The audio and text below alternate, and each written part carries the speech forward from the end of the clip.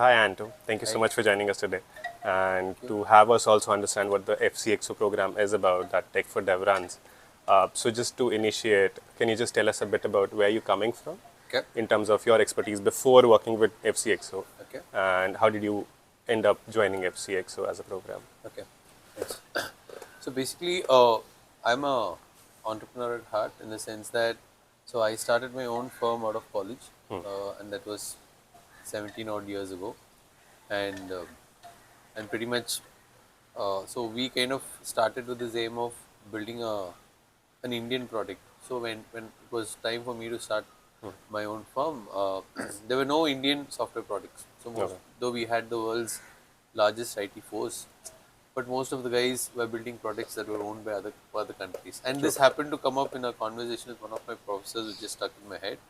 So I kind of wanted to kind of build a product which is Indian by essence, and we also wanted to build it for India. I mean, in the Okay. sense that, to be very frank, there was no patriotism behind it. We just felt that products that are built in India would have a better chance of working globally True. rather than More the other way understanding. around. Yeah. So it's a concept called, I think, reverse globalization, where they say that in products in developing countries work better in Developing developed countries. countries rather than the other way around. So yeah, so I mean, long story short, so I've been doing that for a very long time, and after 17 years, uh, once COVID hit, it was a time for me to, and in the context of the social world, so I'm married to a social worker. Okay. So and so all her organizations that she's been working with, I've been a de facto fCxO. volunteer, I would say. So kind of Yeah. also got I've been seeing the way that the impact space also works, and had my own ideas that, and it's a typical entrepreneurial dream, right? Earn a lots very fast, retire early, and then get into impact. Okay. That was my dream too. Okay. Anyway, but somewhere post at the point of COVID, we had took a decision to kind of change streams, and so I joined a consulting firm which works in the impact space called Satwa Media and Consulting. So kind of joined them as part of their tech advisory. So and then started looking at impact organizations from a tech perspective. And I kind of, my learning there was that there were a lot of organizations, NGOs, which kind of need help, because most of the consulting firms were actually telling them that you need tech and then Yeah. stop with that, but right, and some of them are maybe taking a step further and saying maybe what tech, but there were so many organizations where even that is not enough, right, and then you need something more than that, they Yeah. need some hand holding to happen, uh, and unfortunately many of these organizations were not big enough to be able to afford professional services towards this space. Yeah. So I kind of thought that something like a fractional CXO program would be good. In fact, there was and I was very pleasantly surprised when I met Lobo, Erica, and they said that they were actually doing this Okay. fractional CXO work, and I was happy that somebody was looking at it from this viewpoint, right? And so when it was and when I and being in a consulting firm and being somebody with an entrepreneurial background was very difficult, because consulting, you just consult and stop, right, and that was Yeah. very alien to me, and I would Okay. have so much of anxiety that would these organizations that we're consulting with actually do what we are saying. Yeah. So uh, I, I I realized that I'm a person who's more comfortable when I'm on the ground getting my hands dirty. So yeah, when it was time for me to move on, I reached out and I wanted to be a part of the fractional CXO program. Stars aligned, and I think and that's why I'm here. Okay. So uh, this is this kind of answers the question of why I'm here. And from an expertise point of view, the 17 years of my entrepreneurial life, I worked predominantly with Indian companies in the and tier 2, tier 3 cities. Okay. So where business itself is very unorganized, and Yeah. and so I've got a lot of experience in uh, I'm helping these organizations understand what tech is and kind of making it work for them. Great. So one of my favorite phrases was, I used to tell this in a lot of my sales speeches, was we help you to kind of transcend from chaos to structure, Okay. and Nice. because Yeah. typically most Indian organizations, I mean, and it's of course common at all levels, but it starts getting more acute when you get into these spaces, is where things are very chaotic, True. right? And whatever you need to build has to happen in the midst of that chaos. You don't get that uh, benefit of time and space where you say no, let's serialize it, let's look back. No, it Yeah. doesn't happen like that, right? And the problem gets more acute when you're an impact organization, and especially when you're a grassroots organization where typically every day is a struggle. So True. you answer multiple bosses in terms of your donors. Yeah. You've got so many things to handle. You've got beneficiaries you need to reach out to. You've got people leaving your organization, coming in. So it's an extremely chaotic world, right? So in that sense, I'm very happy to be part of this fCxO Great. project, which takes me very close to where the action is, where there is also an actual need, and it's very fulfilling and satisfying in actually helping these organizations do this. Nice. So a couple of great pointers there. And for the next question, where I'd want you to now share a bit about some NGO that you've already worked with on ground and how their experience has been with the fCxO program. But from whatever you mentioned, so said like you worked with startups, so you know that hustle. Right. And again, comparing that to NGOs, less budgets, smaller teams, too tight timelines, trying to make a bigger impact. That is where they are at. And then also you mentioned where you are kind of reverse globalizing the product towards creating it in a developing country and taking it to the developed world. Again, that's a similar faction where the NGOs work, where they're trying to create these solutions which are very frugal for the masses because the corporate products or the corporate interventions are just not reaching the last mile. So that's where again they are re-engineering that tier 1 city ka thing would not work in a tier 4 city. Yeah. So let's just start working in a tier 4 city, Right. come up with an intervention and take it to probably a tier 1 city. And then also where you're trying to create this whole method to a madness or Right, that chaos, absolutely, yeah. simplifying chaos is what you're looking at. A lot of them give up, or it's just a single individual trying to force an agenda of trying to transform an entire population or a community because there's just too much chaos and they are the ones who thought of taking some action around it.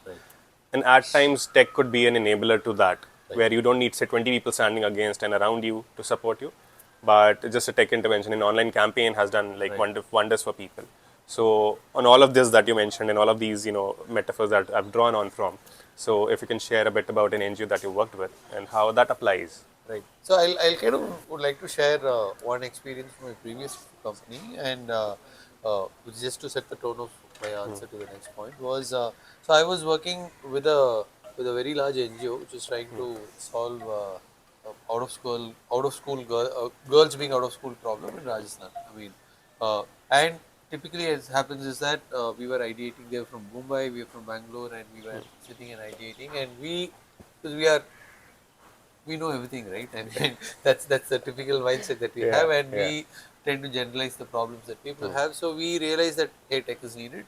So we made some broad assumptions of this is what tech has to do. We said let's look at an LMS that kind of helps to get these give more better education to these girls and problem is solved. So they were actually getting volunteers, people with a they were getting hiring teachers who would help these girls, and they were looking at people with a B.Ed as a basic degree to do this. This is broadly the program, and the idea was to kind of how do we bring tech to help this B.Ed guy to deliver education to them. Okay.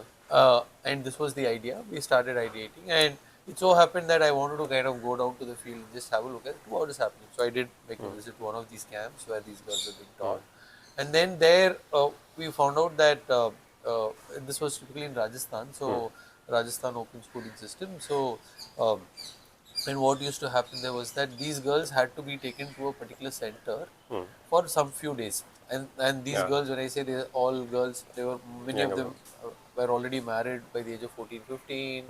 And post-COVID things are very worse. They had to help their mother-in-laws or go to the fields and work. So it was and these the father-in-laws and husbands were not going to letting these women to go from here to a school and come back.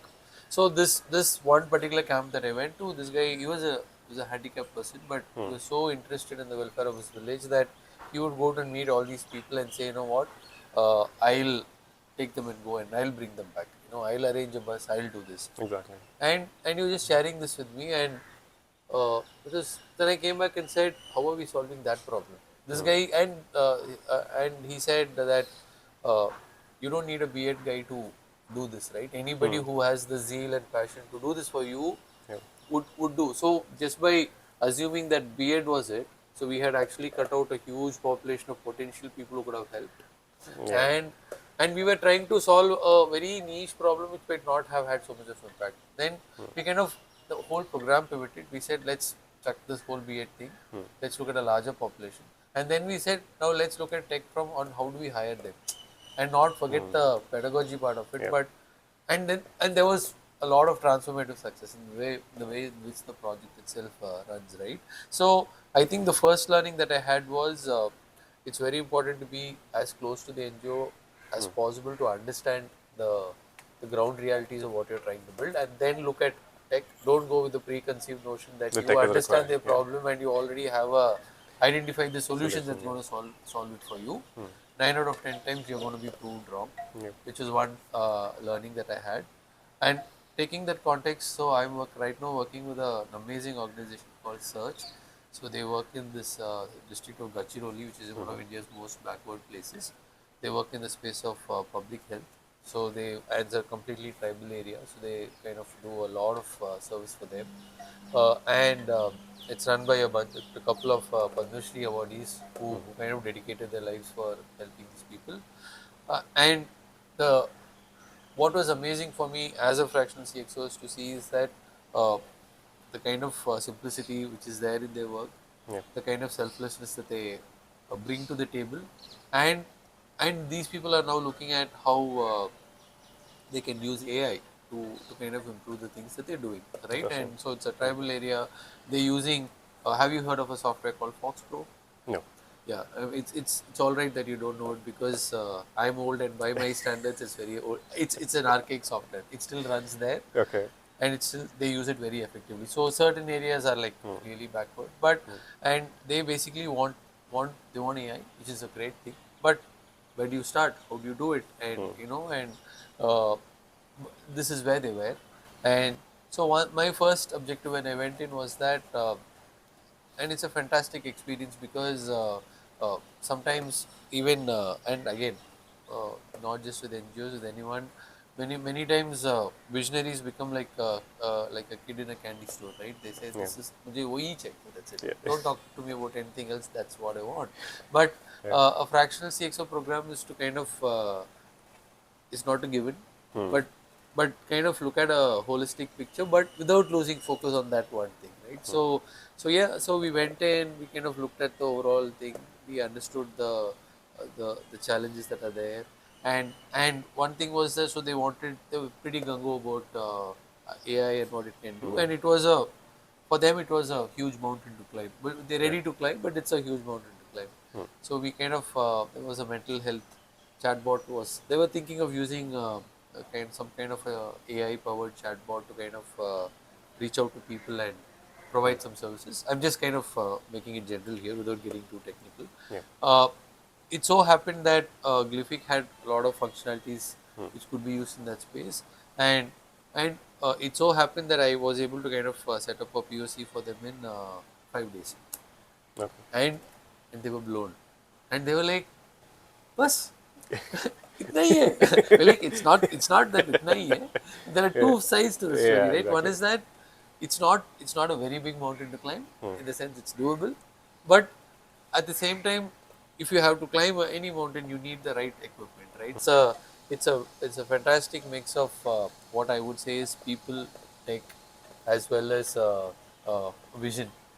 I think to Amazing. be successful, you need to kind of Align all understand that. all three of them and then make sure that you uh, bring all these three aspects into play. Perfect. And who would have thought actually rural people wanting and tribal people wanting AI is Absolutely. something that even the Googles would be amazed by. Right, right. That where it has reached and where that intuitiveness of that particular intervention has kind of gone.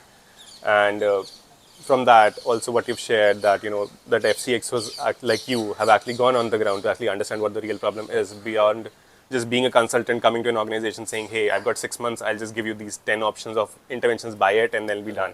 I'll give a report, I'm happy, you're happy, or probably unhappy, who knows. Right, right. But as the space is the social sector, it's just built on hope. Correct. Because you're trying to fulfill a lot of other people's hope. The person who actually started it has hope that it'll kind of impact those people. But that hope kind of is also something that fractional CXO or this consultant or this individual who's coming from the outside with expertise needs to cater to or nurture. Right. And like you said, that the NGOs would be a kid in a candy store looking at 10 things and be like, I want all of these. So the fCxO, as I could understand, plays that parental role that, Right. okay, I would not tell you that that is not what I'll buy you, but probably we'll buy it on the next purchase or the Right. next trip Right. that we'll Right. make. Right. So that the hope is still there. The child does not kind of get disheartened, still Right. continues, but gets what is really needed by the child as a parental role that so happens. So that's what I'm kind of getting off of the CXO, fCxO engagement as compared to other consulting roles of how these part-time engagements happen. So from there on, what is the future for fCxO as per you, and how do you look at engaging further with these NGOs and having more fCxOs join in? So Right. what's that look like right now? So I think there is a it's a in terms of there is a huge need, and in terms of, and it's kind of the I would say the belief is kind of getting stronger with more and more engagements with NGOs and more programs of tech for dev, where we meet a lot of organizations, and it's also like during this very sprint there was a NGO who had a lot of deep rooted data issues, and we were actually able to kind of come up with a very simple solution over a 1 hour conversation with them, which was not Interesting. even tech. I mean, it's like it was more of just a tweak in thought process too. So I think there is a lot of potential for fCxOs to actually contribute and make a significant dent in the ecosystem itself, because it's not just about products.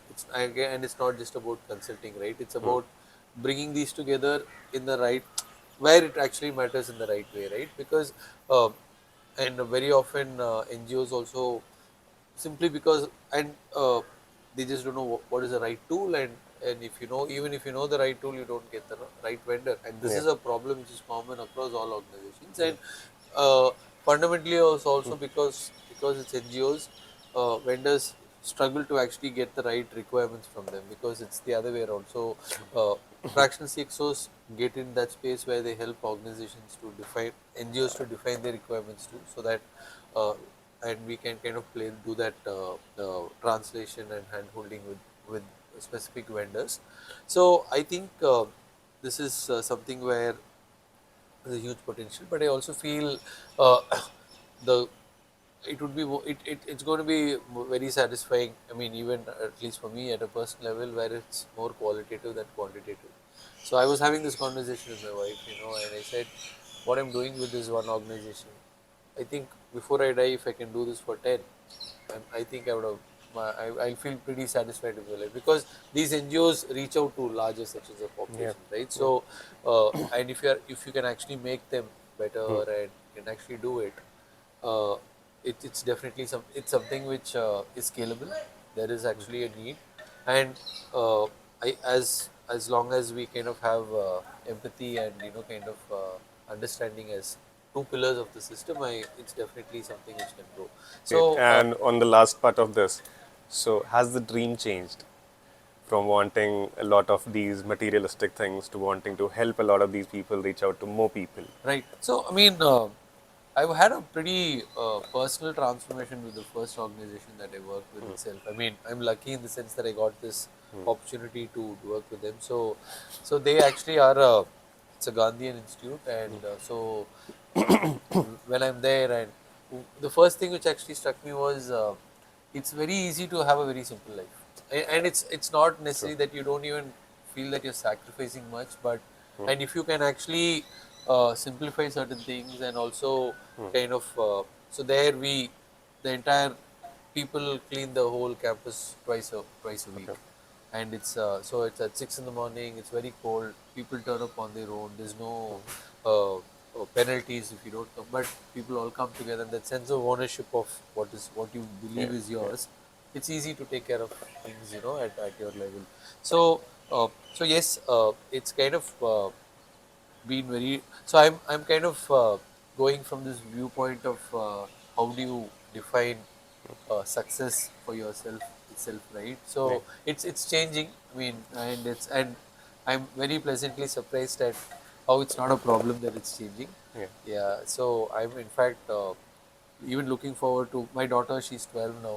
I'm hoping to take her on some of these trips, wanted to kind of understand the actual way that people live, and many of the things, and city life kind of we have certain boundaries, and there are some things that the materialism kind of shows you. And so yes, to answer your question, the dream is changing. So now the vision is that if I could kind of bring in this help these organizations, as many organizations as possible, to have meaningful transformations, yeah, it will be a Great. time well spent.